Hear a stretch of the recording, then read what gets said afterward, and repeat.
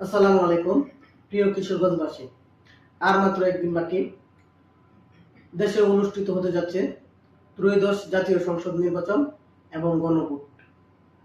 কিশোরগঞ্জ ১ আসনে ১১ দলীয় নির্বাচনী ঐক্য সমর্থিত বাংলাদেশ খেলাফত মজলিস মনোনীত প্রার্থী মুফতি হেদায়েতুল্লাহ হাদীকে রিকশা মার্কায় ভোট দিন।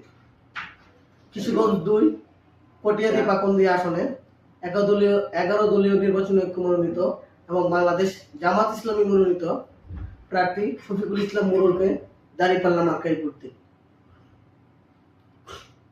কিশোরগঞ্জ ৩ করিমগঞ্জ তারাইল আসনে ১১ দলীয় নির্বাচনী ঐক্য সমর্থিত এবং বাংলাদেশ জামাত ইসলামী মনোনীত দাঁড়িপাল্লার প্রার্থী প্রফেসর কর্নেল ডক্টর জিহাদ খানকে দাঁড়িপাল্লা মার্কায় ভোট দিন।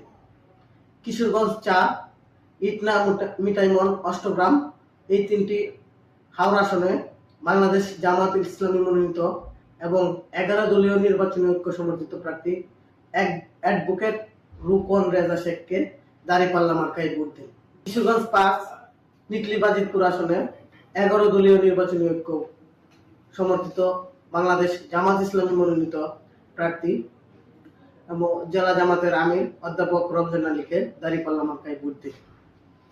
কিশোরগঞ্জ ৬ আসনে ১১ দলীয় নির্বাচনী ঐক্য সমর্থিত প্রার্থীকে রিকশা প্রতীকে ভোট দিন।